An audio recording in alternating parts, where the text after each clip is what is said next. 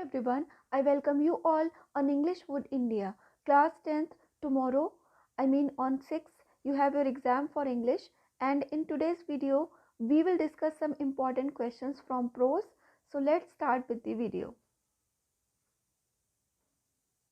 Who was Lencho, what were his main problems. Lencho कौन था और उसकी मेन प्रॉब्लम्स क्या थी। Lencho was a hard working farmer. Lencho एक बहुत ही मेहनती किसान था। Who lived on the crest of a down hill, low hill, जो कि एक छोटे माउंटेन के टॉप पर रहता था। यहाँ पर क्रेस्ट से मतलब है top. Due to the hail storm his crops were destroyed, और ओलों के तूफान की वजह से उसकी जो फसल थी, उसकी क्रॉप थी, वो बर्बाद हो चुकी थी। So he needed money to sow his field again, और इसलिए उसे अपने खेत को फिर से बोने के लिए पैसे की ज़रूरत थी। एंड सपोर्ट हिज फैमिली, जिससे कि वो अपनी फैमिली को सपोर्ट कर सके। These were the main problems of Lencho, और ये लेंचो की मेन प्रॉब्लम्स थी। नेक्स्ट क्वेश्चन देख लेते हैं। Give a character sketch of Lencho. Lencho was a simple man and a hard working farmer. Lencho एक बहुत ही सादा और मेहनती किसान था। He worked as an ox in his field, और वो अपने खेतों में एक बैल की तरह काम करता था, विच मीन्स कि वो अपनी फील्ड्स में बहुत ही ज़्यादा हार्ड वर्क करता था। Lencho's entire crops were badly destroyed by the hail storm, और लेंचो की पूरी फसल एक ओलों के तूफान में बर्बाद हो गई थी। So he became very sad as he was worried about his family, और इसलिए वो बहुत ज़्यादा दुखी हो गया था क्योंकि उसे अपने फैमिली की बहुत चिंता थी। He was an optimistic person, वो एक आशावादी इंसान था। Although his only source of living was taken away, यद्यपि उसकी जो ओनली सोर्स थी, जो कि उसकी फील्ड थी, वो बर्बाद हो चुकी थी। ही डिडंट लूज होप, फिर भी उसने आशा नहीं छोड़ी थी। He had is last hope in God, और उसकी जो लास्ट होप थे वो गॉड थे। He was confident that God would help him in his distress, और लेंचो को इस बात का विश्वास था कि उसकी इस परेशानी में गॉड उसकी ज़रूर हेल्प करेंगे। Lencho was an innocent atheist who didn't know that there was no such living person as God who could send him money. Lencho एक बहुत ही इनोसेंट इंसान था, और उसको गॉड पर बहुत ज़्यादा विश्वास था। एंड इनफैक्ट उसे ये नहीं पता था कि गॉड कोई लिविंग बीइंग नहीं है जो कि उसको पैसे भेज सके। He had blind faith in God and sought solution of his problem from God only. उसको उसको गॉड में एक ब्लाइंड फेथ था, मतलब कंप्लीट उसको विश्वास था, और उसे ऐसा लगता था कि जो गॉड हैं वो पैसे भेजकर उसकी इस प्रॉब्लम का सॉल्यूशन दे सकते हैं। Nelson Mandela, a long walk to freedom. How did Mandela's hunger for freedom change his life. Mandela की हंगर फॉर फ्रीडम ने किस तरह से उनकी लाइफ को चेंज कर दिया। यहाँ पर ये पूछना चाह रहे हैं कि मंडेला की जो डिज़ायर थी कि वो फ्री हो जाए, तो उनकी इस डिज़ायर ने किस तरह से उनकी लाइफ में कम्प्लीटली चेंजेस ला दिए।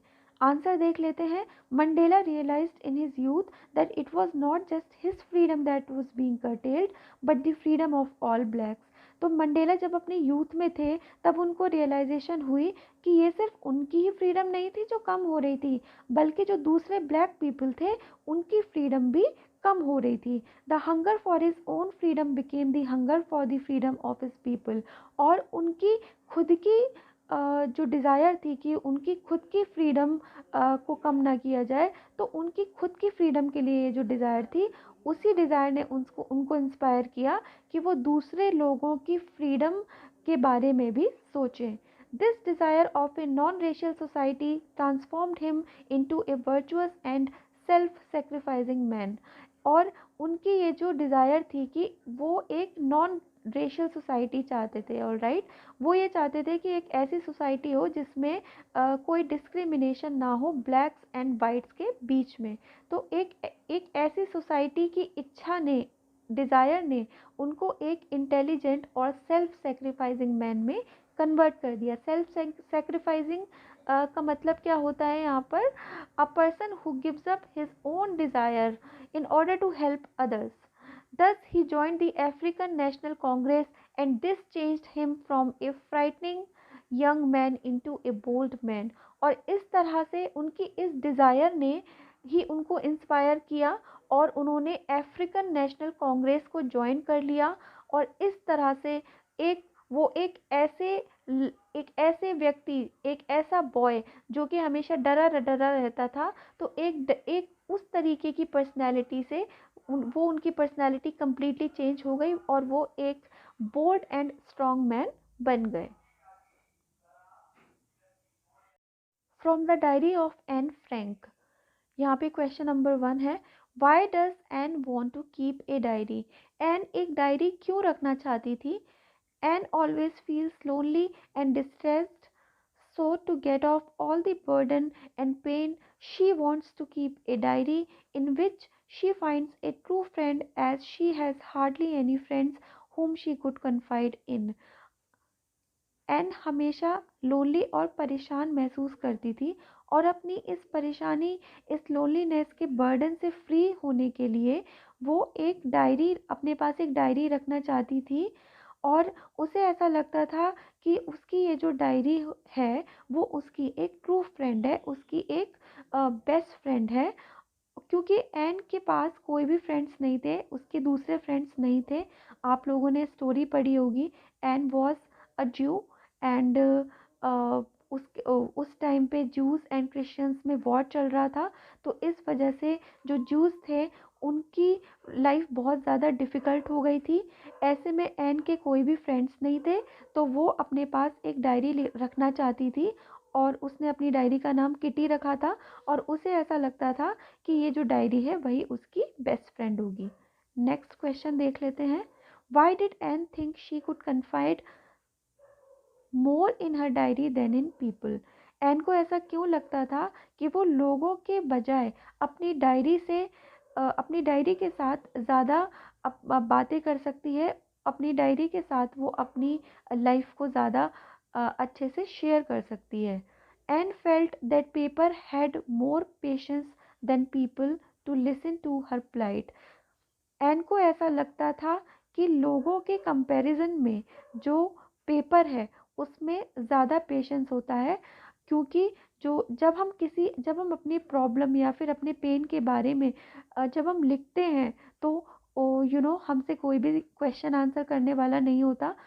और दूसरी तरफ अगर हम लोगों को बताएंगे अपने पेन के बारे में तो वो अलग अलग चीज़ों के बारे में सोचेंगे और वो अलग अलग तरह के क्वेश्चंस हमसे कर सकते हैं या फिर उनके माइंड में उठ सकते हैं। तो एन को भी ऐसा ही लगता था कि जो पेपर है उसमें लोगों के कंपैरिजन में ज़्यादा पेशेंस होता है। So it was easier for her to write all kind of thoughts which she had in her mind. तो इसीलिए एन को लगता था कि उसको अपने थॉट्स को लिखना चाहिए, जो भी थॉट्स उसके माइंड में चल रहे हैं उसको अपने उन थॉट्स को लिखना चाहिए। और इन थॉट्स को लिखना उसके लिए काफ़ी आसान होगा, बजाय कि वो लोगों को अपने इन थॉट्स के बारे में बताए। Her personal diary was not meant for anyone else to read.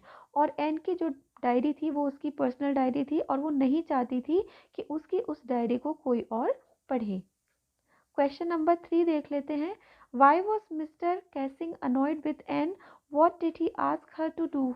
Mister Keesing देखिए एन के मैथ्स टीचर थे।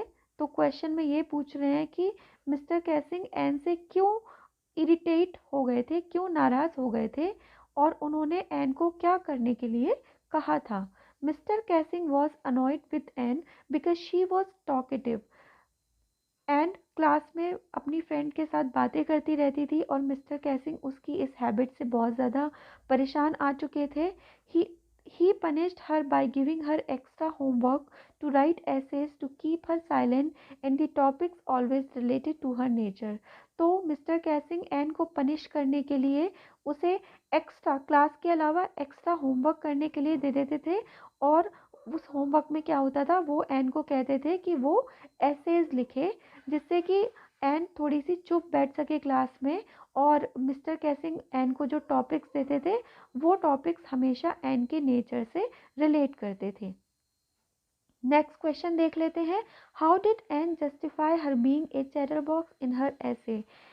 एन अपने ऐसे में किस तरह से एक चैटर बॉक्स यानी कि बात करने वाली लड़की होना जस्टिफाई करती है, कैसे वो अपने ऐसे में बताती है कि एक चैटर बॉक्स होना भी कोई बुरी बात नहीं है। ऑलराइट, तो आंसर देख लेते हैं। Anne justified her being a chatter box in her essay by explaining that it is due to her mother who was also very talkative and nobody could do anything about their inherited traits। तो N अपने ऐसे में एक chatter box होने को कुछ इस तरह से जस्टिफाई करती है, वो बताती है, वो एक्सप्लेन करती है कि वो जो इतनी बातें करती है ऐसा उसकी मदर की वजह से है, क्योंकि उसकी जो मदर हैं वो भी बहुत ज़्यादा बातें करती थी और कोई भी एन के ये जो इनहेरिटेड ट्रेट्स हैं, मतलब ऐसे ऐसे ट्रेट्स जो कि उसे अपनी माँ से मिले हैं, तो कोई भी इसके बारे में कुछ नहीं कर सकता। Glimpses of India, a baker from Goa. Describe the dress of the bakers.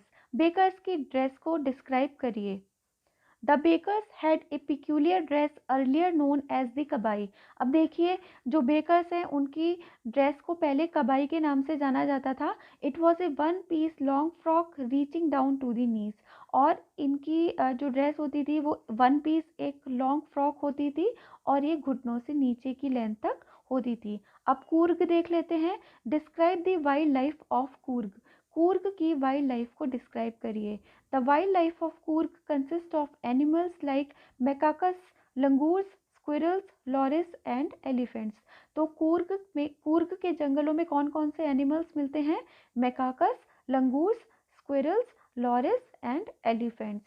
The birds spotted in Coorg are kingfishers. और कूर्ग में किंगफिशर नाम की बर्ड्स पाई जाती हैं। ये वाला क्वेश्चन इम्पॉर्टेंट है, इसको थोड़ा सा देख लीजिएगा। उसके बाद वैसे तो इम्पॉर्टेंट सारे ही क्वेश्चंस हैं। Describe Coorg weather, when is it most pleasant for the tourist to visit Coorg. अब देखिए, इस क्वेश्चन में पूछ रहे हैं कि आपको कूर्ग का वेदर, उसका मौसम डिस्क्राइब करना है, और कूर्ग में जब टूरिस्ट जाते हैं तो उनके जाने के लिए वहाँ का जो बेस्ट वेदर है वो कौन सा होता है। The weather of Coorg is pleasant during the months from September to March.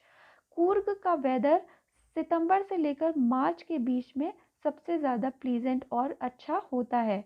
During that time the weather is perfect with some showers thrown in for good major.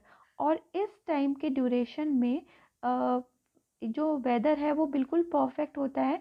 थोड़ी सी बारिश, हल्की हल्की बारिश होती है।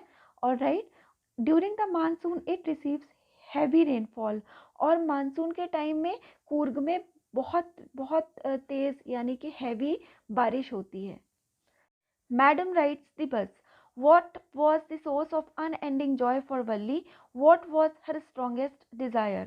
वल्ली के लिए ऐसी सबसे बड़ी सोर्स कौन सी थी जिससे उसको हैप्पीनेस मिलती थी, और वल्ली की स्ट्रॉन्गेस्ट डिज़ायर क्या थी, मतलब उसकी सबसे बड़ी इच्छा क्या थी। The side of the bus that travelled between her village and the nearest town filled each time with a new set of passengers was a source of unending joy for वल्ली। बस जो कि वल्ली के गांव और पास के ही शहर के बीच में चलती थी, और उसमें हर बार नए पैसेंजर्स होते थे, और बस उस बस को देखना वल्ली के लिए सबसे ज़्यादा जॉयफुल एंड हैप्पीनेस से भरा होता था। Her strongest desire was to ride the बस।